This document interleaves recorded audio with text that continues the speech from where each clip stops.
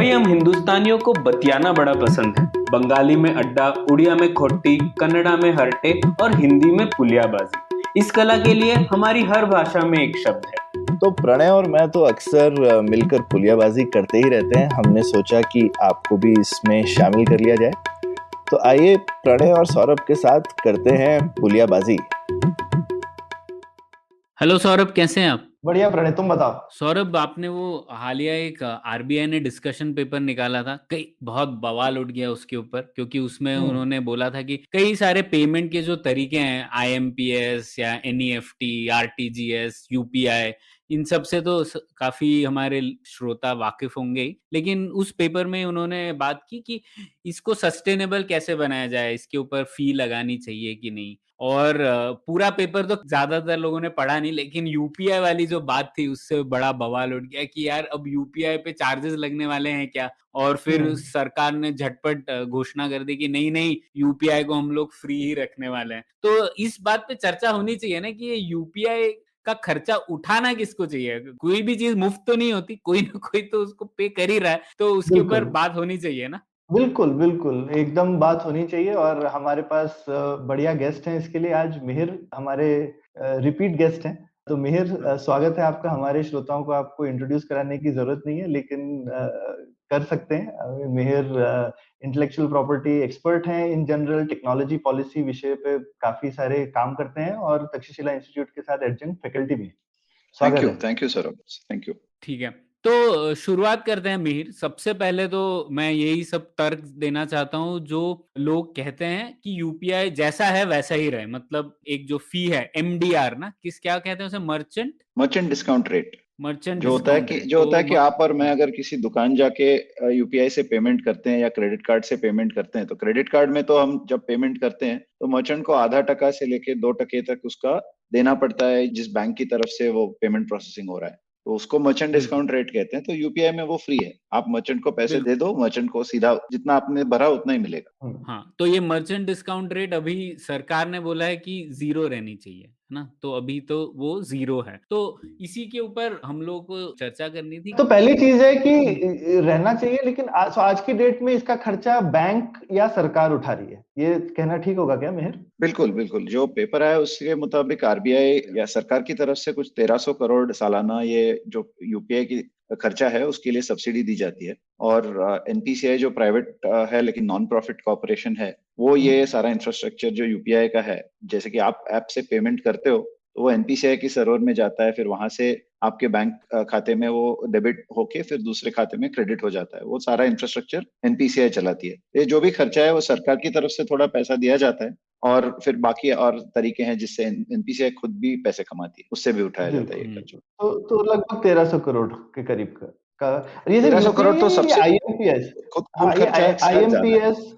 हाँ, ये आईएमपीएस वगैरह सब मिला करके है या सिर्फ यूपीआई का? नहीं, गवर्नमेंट की तरफ से मेरे ख्याल से 1300 करोड़ जो है वो सिर्फ यूपीआई के लिए दिया जाता है। सिर्फ यूपीआई के लिए। ठीक है, हाँ, तो ये तो बात समझ में आ गई। तो अभी लोग कहते हैं, अक्सर लोग कह रहे हैं कि अभी जो जैसे चल रहा है मर्चेंट डिस्काउंट रेट जो आपने समझाया, उसे 0 रखने में बहुत फायदे हैं, क्योंकि लोग कह रहे हैं, अब मैं वो तर्क देता हूं फिर हम लोग उन पर बात करेंगे। तो लोग कह रहे हैं जैसे कि यूपीआई एक पब्लिक इंफ्रास्ट्रक्चर है, मतलब जैसे कि एक सार्वजनिक संरचना, जिससे कि रोड्स, तो जैसे लोग कहते हैं कि जिस तरह ज्यादातर रोड्स फ्री रखे जाते हैं, कुछ टोल होते हैं लेकिन ज्यादातर फ्री रखे जाते हैं, उसी तरीके से यूपीआई भी फ्री होना चाहिए, क्योंकि ये पब्लिक इंफ्रास्ट्रक्चर है, ना कि कोई प्राइवेट गुड है। और इसके लिए कह रहे हैं कि आप कहेंगे कि भुगतान इसका कौन करेगा, तो लोग कह रहे हैं कि एक जो बैंक को पैसा तो वापस मिल जाएगा अगर ज्यादा से ज्यादा लोग यूपीआई का इस्तेमाल करें, तो वैसे ही बैंक को फायदा होगा, क्योंकि जो इकोनॉमी में पैसा है वो बैंक में जाएगा, बैंक उस पैसे का कई तरीके से उपयोग कर सकते हैं, और उनको उससे जो फायदा होता है वह कई गुना ज्यादा होता है कंपेयर टू जो पैसा वो लोग बैंक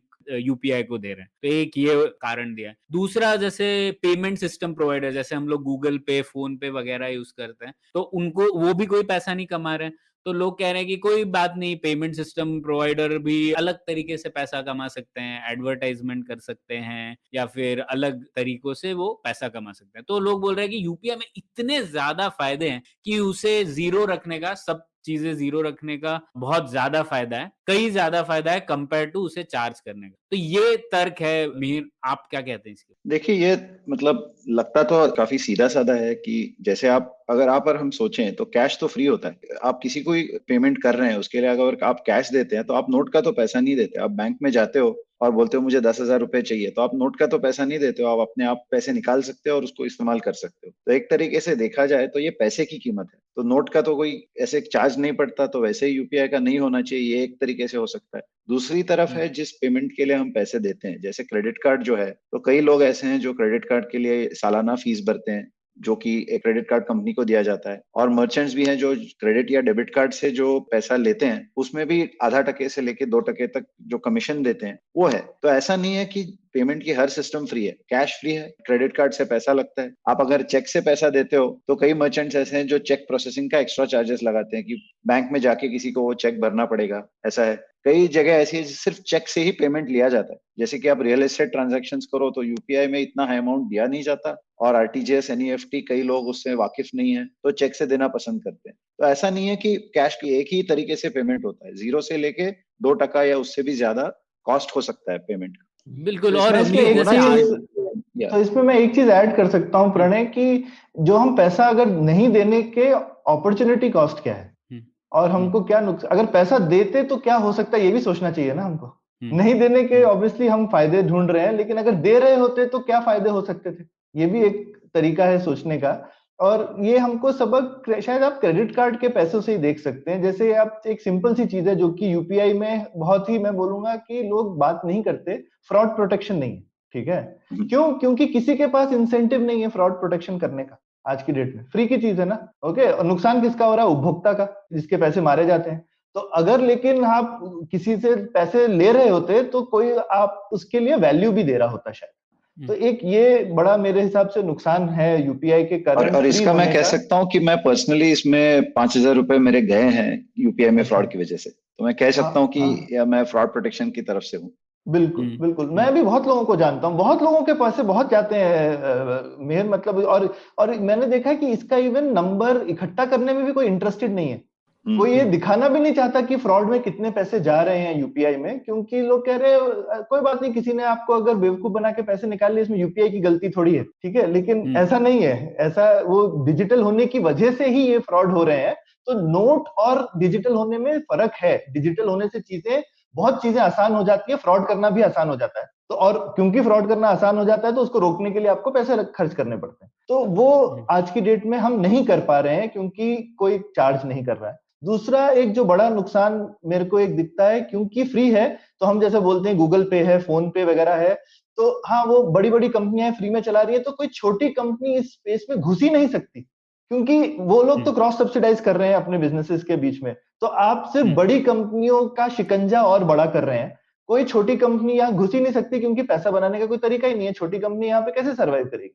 तो फ्लिपकार्ट का फोन पे है, वो सर्वाइव कर सकते हैं। गूगल का गूगल पे है, वो सर्वाइव कर सकता है। क्या उनको क्या फर्क पड़ता है? तो ये एक दो मेरे को जो दो बड़े नुकसान दिखते हैं। फ्री के नुकसान भी होते हैं, तो ये फ्री के नुकसान है। हाँ, वैसे कोई भी फ्री नहीं होता। अभी हम लोग पे कर रहे हैं, टैक्स पेयर पे कर रहा है, सरकार को पैसा कहाँ से मिले। लेकिन ठीक है, पर मीर और सौरभ जैसे डेविल्स एडवोकेट बोलता है ना, तो मैं आज शैतान की वकालत करता हूँ। तो आप मेरे को ये बताओ कि लोग बोल रहे हैं कि ठीक है, अभी फिर भी गूगल और अमेजन आ तो रहे हैं ना, उन्होंने अपने पीएसपी बनाए हैं, तो क्या प्रॉब्लम है इसमें? एक ये तर्क देते हैं लोग। और दूसरा ये कह रहे हैं कि इसी चीज को रोकने के लिए, जो आपने कहा इतना कंसंट्रेशन है, इसीलिए एनपीसीआई बोल रहा है कि आप 30% वॉल्यूम से ज्यादा कर नहीं सकते। तो उन्होंने बोल दिया है कि देखो अभी सिर्फ गूगल पे, फोन पे सिर्फ 30% कर सकता है, जिससे कि और बाकी जो प्लेयर्स हैं वो उत्पन्न हो जाएंगे। तो मीर, आपको क्या लगता है इन दोनों? मुझे लगता है ये थोड़ा मतलब तर्क उल्टा हो जाता है। कि ऐसे है कि अभी जैसे सौरभ कह रहे हैं कि बड़ी कंपनियों ने काफी पैसे खर्च करके मार्केट शेयर बनाया है, जैसे कैशबैक देके या फिर कोई रिवॉर्ड देके या कोई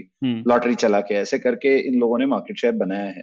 लेकिन इसके साथ साथ आपको ये भी समझना चाहिए कि यूपीआई सिर्फ यूपीआई नहीं है। ये ऐप बनाने के लिए काफी खर्चा जो उठाया है इन कंपनियों ने, और जो इनोवेशन किया है वो इसी तरीके से किया है कि मार्केट शेयर बने, उससे इन्फॉर्मेशन हो, या वो स्पीकर जो बेचते हैं आजकल कि 100 रुपया 150 रुपया मर्चेंट महीने का देता है, तो स्पीकर से कंफर्मेशन आ जाती है कि आपके पेमेंट आ गई। तो ऐसे इनोवेशन भी इन लोगों ने लाए हैं। तो ऐसा नहीं है मेरे ख्याल से कि जो आप मार्केट शेयर अगर 30% आप इसमें रिस्ट्रिक्शन लगा लो, तो ऐसा है कि फिर आप अगर 30% में आप अगर फंस गए तो आपको अपने फोन पे दूसरा ऐप डालना पड़ेगा, ना तो आपका पेमेंट नहीं जाएगा, ये हो सकता है। या फिर ये हो सकता है कि जो अच्छा काम कर रहा है, जिसका पेमेंट हमेशा थ्रू हो जाता है और जिससे काफी फीचर्स मिल रहे हैं, उनको लोग इस्तेमाल नहीं कर पाएंगे क्योंकि 30% उसमें डिस्काउंट चला गया। तो ऐसे थोड़ी ना है कि आप आर्टिफिशियली बना दो। ऐसे थोड़ी ना आप कहते हैं कि पूरे शहर में 30% से ज्यादा सब्जी कोई नहीं बेच सकता। अगर कोई सस्ते में बेच रहा है तो उसको सस्ते में बेचने की ये होनी चाहिए, फैसिलिटी होनी चाहिए। ये है कि अगर सस्ते में बेचकर वो लॉन्ग टर्म में प्राइसेस बढ़ा रहा है या ऐसे कुछ हो रहा है तो ये हो रहा है। लेकिन इसमें तो ये है कि आप एनपीसीआई इंफ्रास्ट्रक्चर तो पूरा कंट्रोल रखे हो, आप रेगुलेटरी पावर तो गवर्नमेंट के पास हमेशा रहती है। तो ऐसे नहीं है कि कोई अगर लॉन्ग टर्म में नुकसान होने वाला है तो अभी से आप रेगुलेशन शुरू कर दो। आप ऐसे करो कि कंपटीशन चलने दो। अगर कोई नुकसान पहुंचा रहा है कस्टमर्स को या किसी तरीके से इकोनॉमी को हानि हो रही है तो गवर्नमेंट आके कुछ कर सकती है। जैसे कि अभी आपने कहा कि 30% का है, अभी तो ऐसा है कि व्हाट्सएप बड़ा होना चाहता है, लेकिन उनको बड़े होने की परमिशन मिलने के लिए 1.5-2 साल लग गए। तो वो व्हाट्सएप के थ्रू आप पेमेंट नहीं कर सकते, आपको अलग से आप करना पड़ता है क्योंकि उनको परमिशन नहीं मिली। तो ये कह सकते हैं कि 2 साल तक तो आपको चॉइस आपका मर्यादित हो गया ये पॉलिसी की वजह से। बिल्कुल। और उसमें एक और पंगा ये भी है ना मिहिर की, जैसे जो एनपीसीआई है खुद एक कंसोर्शियम है बैंक्स का और आरबीआई का, और उनका खुद का भी एक ऐप है भीम यूपीआई जो कि उनके थ्रू ही मैंडेटेड है। तो अब वो कैसे रेगुलेट कर सकते हैं कि जो बाकी लोग हैं वो 30% से ज्यादा नहीं कर सकते? तो ये थोड़ी रेगुलेटरी पॉलिसी में भी गड़बड़ है ना, जो प्लेयर है वो अंपायर भी है, तो स्टीव बकनर जैसे ही डिसीजन मिलेंगे। ये है, और इसमें दूसरी चीज ये है कि एनपीसीआई जो है वो प्लेयर ऐसे है कि उसके अलावा कोई वो काम कर नहीं सकता जो वो कर रहे हैं। कि आप गूगल पे से पैसे भरो या फिर पेटीएम से भरो या जो भी यूपीआई ऐप आप इस्तेमाल कर रहे हैं, आपका ट्रांजैक्शन एनपीसीआई के थ्रू जाना ही जाना है।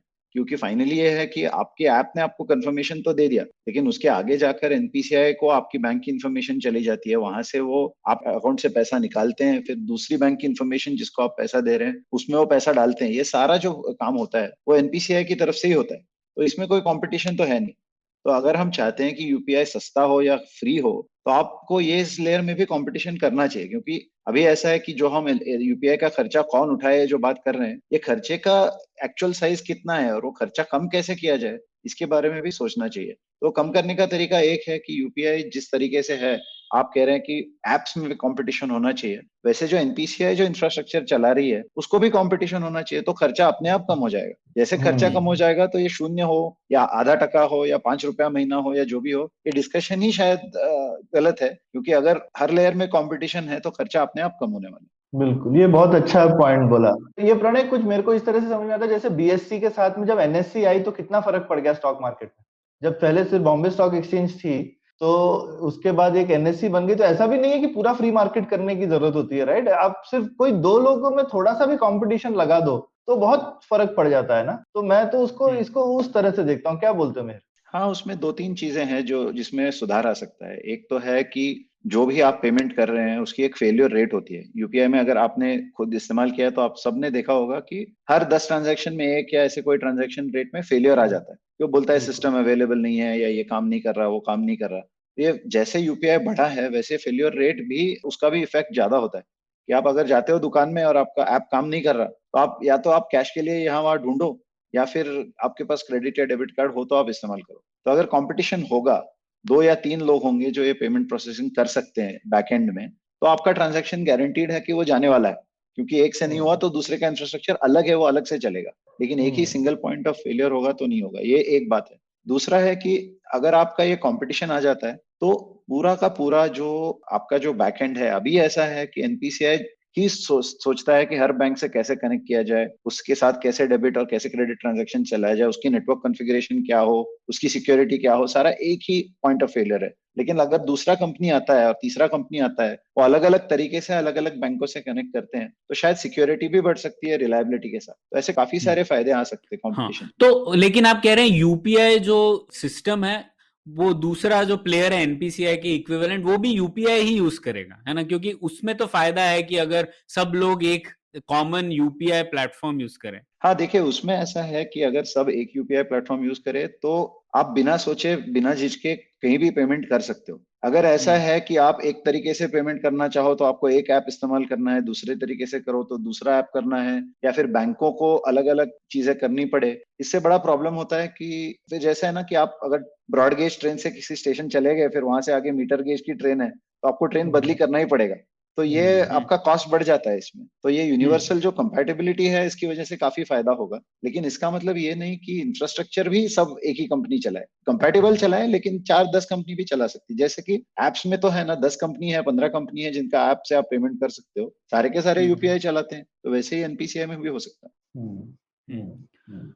ठीक है, ये बात तो मुझे समझ में आ गया। लेकिन ये बात भी बताइए, जैसे कि जो बैंक के कॉम्पिटिटर्स हैं, अब जैसे बैंक चला रही है एनपीसीआई, तो आप ये कह रहे हैं क्या कि अलग बैंक्स ऑलरेडी जो एनपीसीआई में उन्होंने बोला है कि स्टार्ट 10 बैंक ने किया था, लेकिन उसके बाद और 56 मेंबर्स आ गए हैं वगैरह वगैरह। तो अब हम ये कह रहे हैं क्या कि जैसे कोई और अपना खुद का एक एनपीसीआई चला सकता है, या ये इसमें भी बैंक्स का होना जरूरी है? बिल्कुल, इसमें थोड़ा इतिहास में जाना पड़ेगा, क्योंकि पहले अगर आप 20-25 साल पहले जाएं तो कोई इलेक्ट्रॉनिक पेमेंट है ही नहीं। आप तो चेक से पेमेंट कर रहे हो, आउट स्टेशन चेक दे रहे हो, जो भी अलग अलग तरीके से पेमेंट हो रहा है। तो ऑब्वियसली डिजिटाइजेशन से या इलेक्ट्रॉनिक से स्पीड बढ़ा है पेमेंट का, और ये सब जो हुआ है तो उसके लिए एनपीसीआई एक्चुअली आईएमपीएस, आरटीजीएस, ऐसे जो हम बाकी सारे जो पेमेंट के तरीके हैं उसी के लिए बैंकों का कंसोर्शियम बना के किया गया था कि पहले चेक स्कैन करके रखें एक ही जगह पे, तो आपको फिजिकली चेक भेजने की जरूरत नहीं है, तो पेमेंट ज्यादा जल्दी हो सकता है। उसके साथ साथ फिर ये इलेक्ट्रॉनिक मैकेनिज्म्स आए। तो इसलिए एनपीसीआई पहले से एक ऑर्गेनाइजेशन बना हुआ है जिसने ये इलेक्ट्रॉनिक ट्रांजेक्शन इंडिया में लाया है। लेकिन आप दुनिया भर में देखें तो इसकी जरूरत नहीं है कि ऐसे ही हो, क्योंकि फाइनली क्या है कि आरबीआई से लाइसेंस लेके कोई भी ये बिजनेस चला सकता है। ऐसा तो नहीं है कि एनपीसीआई किसी का पैसा अपने पास रख रहा है, उनको परमिशन ही नहीं है। उनका काम ही यह है कि एक तरफ से पैसा आ रहा है, एक तरफ पैसा जा रहा है, उसकी जो ट्रैफिक मैनेजमेंट जो है वो कर रहे हैं। तो ट्रैफिक मैनेजमेंट अगर वो ऑनेस्टली कर रहा है कोई, तो उसको इस इजाजत मिलनी चाहिए। ये है कि उनको बैंकों के साथ काम करना पड़ेगा, लेकिन ये भी जरूरत नहीं है कि जिस तरीके से हम बैंक सोचते हैं उसी तरीके से आगे जाके चले, क्योंकि हम सब थोड़े पुराने जमाने के हो गए हैं कि बैंक का ब्रांच होता है, फिर वहां जाके हमको चेकबुक मिलता है या कार्ड मिलता है, अकाउंट नंबर मिलता है, पहले पासबुक भी मिलता था। ऐसी भी जरूरत नहीं। अभी इंटरनेट के जमाने में वर्चुअल बैंक अकाउंट्स भी आ गए हैं। कई बैंक ऐसे हैं जो सिर्फ ऑनलाइन चला रहे हैं। उसके साथ साथ अगर आप सोचें तो बैंक का लाइसेंस थोड़ी ना सिर्फ ऐसा है कि फिजिकल बैंक को ही मिले। अगर जो अपना काम पूरा बैंक जैसा कर रहा है उसको बैंकिंग लाइसेंस मिलना चाहिए। उसको अगर ब्रांच नहीं दे रहा है तो वो किसी के साथ पार्टनर कर सकता है या कोई है। तो ऐसा भी नहीं है कि सिर्फ एनपीसीआई को कंपटीशन हो, पीछे बैंकों को भी कंपटीशन होना चाहिए। कोई यूपीआई बैंक भी हो सकती है जो सिर्फ यूपीआई पेमेंट्स आगे पीछे करने के लिए बस वही फीचर दे रहा है। ये भी एक अच्छा सुझाव है। तो एक आखिरी सवाल था मीर, तो आप ये क्या कह रहे हैं कि फाइनली हर ट्रांजैक्शन पे पैसा होना चाहिए, नहीं होना चाहिए, या एमडीआर बढ़ना चाहिए? आपके विचार में किस तरीके से इवॉल्व होना चाहिए? मेरे विचार में इसमें 2-3 चीजें हैं। अगर आप पिछले कुछ कई सालों का देखें तो जो फ्री है इसकी वजह से काफी फायदा हुआ है। जो गवर्नमेंट ने जो फ्री रखा है उसकी वजह से यह है कि आप देखें तो यूपीआई ट्रांजैक्शन वॉल्यूम बहुत बड़ा है। जो डिजिटल ट्रांजैक्शन है, अभी भारत के हर कोने में जहां भी कनेक्टिविटी है वहां पर आपको यूपीआई का कोड दिखता है और आप स्कैन करके पेमेंट कर सकते हो। ऐसा नहीं है कि आपको नोट लेके घूमना पड़ेगा। ये बहुत बड़ा फायदा हुआ है। तो इसको तो हम कह सकते हैं कि फ्री रखने की वजह से ये फायदा होने का काफी मतलब उसका काफी कंट्रीब्यूशन रहा है इसमें, कि फ्री है इसलिए हर हर कोई लेना चाहता है यूपीआई। तो एक तो है कि यो स्केल जो इनिशियली होना चाहिए कि कोई भी नया टेक्नोलॉजी आती है, जैसे यूपीआई नई टेक्नोलॉजी है, तो पहले तो क्रेडिट कार्ड थे या कैश था, तो उसको नई टेक्नोलॉजी को प्रमोट करने के लिए काफी बार फ्री देने की जरूरत पड़ती है। क्योंकि अगर कोई ऐप से पेमेंट करना नहीं चाहता तो मर्चेंट कोड नहीं रखेगा, और मर्चेंट के पास कोड नहीं होगा तो कोई ऐप इंस्टॉल नहीं करेगा। तो ये एक थोड़ा स्टार्टर प्रॉब्लम होता है। तो वो स्टार्टर प्रॉब्लम को सॉल्व करने के लिए कई बार ये फ्री दिया जाता है। तो जब फ्री दिया जाता है और जैसे ही इसका स्केल बढ़ता है तो अपने आप फिर वो अपने बलबूते पे आगे निकल जाता है कि और उसका स्ट्रेंथ बढ़ते जाता है। तो इसके बाद अगर हम सोचे कि अभी इसको मैंडेटरी फ्री रखने की शायद जरूरत नहीं है। काफी हद तक लोग समझ चुके हैं कि ये यूपीआई पेमेंट कैसे करते हैं, मर्चेंट समझ चुके हैं कि कैसे उस क्या फायदा होता है उसका, और सारे डेवलपर्स उसमें काफी काफी नए फीचर्स भी ला रहे हैं। तो ऐसा है कि ये फ्री रखने की अभी जरूरत नहीं है कि कंपलसरी फ्री हो। लेकिन अगर कोई फ्री देना चाहता, जैसे कि अगर कोई बैंक देना चाहता है कि हमारा यूपीआई फ्री होगा, या कोई पेमेंट प्रोवाइडर देना चाहता है कि हमारी तरफ से यूपीआई फ्री होगा, तो उनको इजाजत होनी चाहिए कि फ्री दे। कोई अगर कहना चाहता है कि हम महीने के इसके यूपीआई के 50 रुपए आपको चार्ज करेंगे, आप कितने भी ट्रांजेक्शन कर लो, तो उनको भी इजाजत होनी चाहिए। ये हो सकता है कि जो 50 रुपए ले रहा है वो उसके साथ पेमेंट इंश्योरेंस दे दे, या फिर वो उसके साथ ट्रांजैक्शन आपका गारंटीड करे कि आपको फिर से 2 बार या 3 बार ट्राई करने की कोशिश ना करनी पड़े, क्योंकि वो गारंटीड है। या फिर वो उसके साथ कोई और आपको ये दे सकता है कि आपने इधर 50 रुपए भरे हैं, तो आपको शायद वो लोन ऑफर कर सकता है कि आप यूपीआई में इतना भुगतान करते हैं तो आपको लोन मिले, या आप मर्चेंट हो, आप इतना पैसा कमा रहे हैं हर महीने, तो उसके आगे आपको कोई बेनिफिट मिल सकता है, आपको कि आप मर्चेंट हो तो आपको बेनिफिट मिले। तो ये सारी चीजें हैं जिस तरीके से यूपीआई सिस्टम से जो इन्फॉर्मेशन जनरेट हो रहा है, उससे पैसा कमाने के कई तरीके हैं। तो कोई फ्री दे सकता है, कोई चार्ज कर सकता है, कोई मंथली चार्ज कर सकता है, कोई पर ट्रांजैक्शन चार्ज कर सकता है, कोई बोल सकता है कि 10,000 रुपए तक का मैं फ्री दूंगा, 10,000 के ऊपर आप पैसे भरो। तो अलग अलग चीजें हैं। तो ऐसा नहीं है कि अगर आप कह दो कि मैंडेटरी फ्री नहीं है तो अपने आप इसका चार्ज बढ़ने वाला है, ऐसा नहीं है। हो सकता है कि आप ये निकाल दो, फिर भी सारा हर कोई यही चूज करेगा कि हम फ्री रखेंगे। ये हो सकता है, क्योंकि अगर आप कह रहे हैं जैसे बहुत सारे फायदे हैं, तो हर कोई फ्री देना चाहेगा। लेकिन अगर मैंडेटरी फ्री करो तो आप ये बाकी सारे जो क्वालिटीज हैं, जो नई चीजें आ सकती हैं इसमें, जो लोन्स आ सकते हैं, जो सिक्योरिटी आ सकती है, जो रिलायबिलिटी आ सकती है, उस पे शायद गलत इफेक्ट हो सकता है अगर आप कंपलसरी फ्री रखो। क्योंकि जैसे भी आपका अगर एक बार स्केल बन गया, इसके बाद अभी ऐसा है कि जो भी हैकर्स हैं जिनको अटैक करना है पेमेंट सिस्टम पे, वो तो अभी सोच रहे हैं ना कि ये बड़ा टारगेट बन गया। पहले तो बड़ा टारगेट नहीं था, बड़ा टारगेट बन गया। मतलब जो 2 साल पहले यूपीआई का जो रिस्क था, उससे काफी बड़ा रिस्क हो गया। तो इस सब के लिए आपको सोचना पड़ेगा। तो मैंडेटरी फ्री करके आप एक चीज के लिए ऑप्टिमाइज अगर करना चाहें, तो शायद ये बाकी चीजों पे कम हो जाएगा। तो इसलिए मैं सोचता हूँ कि फ्री जो रखना चाहता है वो रखे, लेकिन जो चार्ज करना चाहता है और इनोवेट करना चाहता है, उनको उसकी इजाजत हो। बिल्कुल, मैं एकदम प्रणय अग्री करता हूँ मिहिर के साथ कि आई मीन मैंडेटरीली फ्री या इवन प्राइसिंग भी कभी-कभी सरकार क्या सोचती है कि हम प्राइसिंग डिसाइड करेंगे, वो भी मत करो।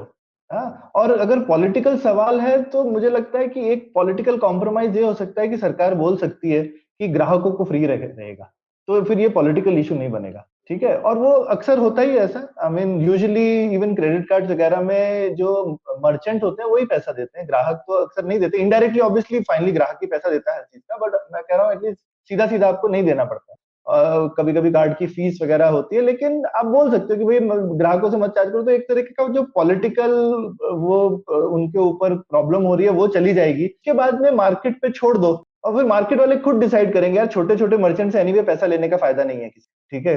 कलेक्ट करने का प्रॉब्लम ज्यादा है और कंपटीशन काफी है यहाँ पर। ऐसा भी नहीं कि कंपटीशन कम है, कंपटीशन काफी है। और एक बार आप चार्ज अलाउ करोगे करना तो कंपटीशन बढ़ेगा ही, क्योंकि और प्लेयर आएंगे मार्केट में। अभी प्लेयर कम है मार्केट में मेरे हिसाब से। तो कार्टलाइजेशन अगर अवॉइड कर सकें, कि कार्टल नहीं बनना चाहिए कि ये सब आपस में मिलजुल के प्राइस फिक्सिंग कर रहे हैं वगैरह, तब तक मेरे हिसाब से चार्ज करने से यूपीआई के ऊपर इनोवेशन और बढ़ेगा। अभी मेरे ख्याल से इनोवेशन नहीं उतना बढ़ रहा है जितना हो सकता है। ये बहुत बढ़िया प्लेटफॉर्म हमने बना लिया है हिंदुस्तान में, हमको इसको और एनकरेज करना चाहिए। तो मेरा इनोवेशन आर्गुमेंट है, और फ्रॉड कम करने से आप सिस्टम पे भरोसा बढ़ाएंगे, एक ये दूसरा आर्गुमेंट। हाँ, तो मुझे लोक नीति के दृष्टिकोण से मिहिर और सौरभ ये लगता है कि यहाँ पर ना सफलता सुधार के आड़े आ रही है। तो जैसे अक्सर होता है ना, लिमिटेड जब सफलता होती है, जैसे इसरो था, इसरो ने कई अच्छी ग्रेट चीजें की हैं, तो लोग कहते थे इसरो इतनी चीज कर रहा है तो प्राइवेटाइजेशन की क्या जरूरत है। तो उसमें अक्सर क्या होता है, हम लोग काउंटर फैक्चुअल नहीं देख पाते ना, कि अगर इसरो के साथ ही 1000 और कंपनियां होती तो क्या होता, वो हम लोग इमेजिन ही नहीं कर पाते। तो हम लोग कहते हैं इसरो अच्छा तो चल रहा है, क्यों उसको तुम और प्राइवेटाइजेशन करना।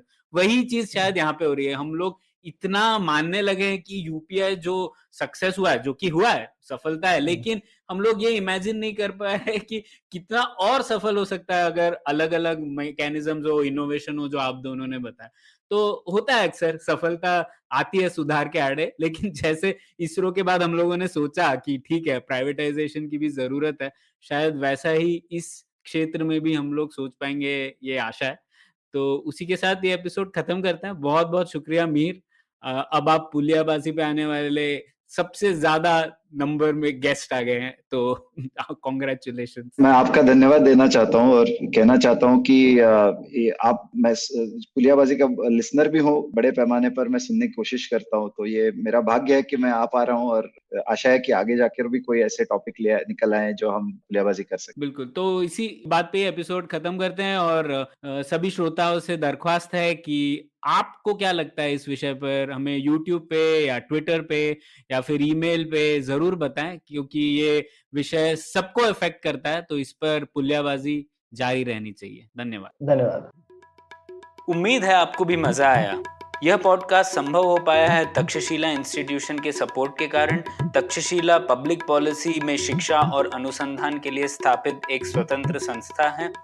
आप दुनिया के किसी भी कोने में हो, आपकी उम्र कुछ भी हो, अगर आप पब्लिक पॉलिसी, विदेश नीति या टेक्नोलॉजी गवर्नेंस में रुचि रखते हैं तो तक्षशिला की वेबसाइट takshashila.org.in पर उनके कोर्सेज को जरूर चेक कीजिए।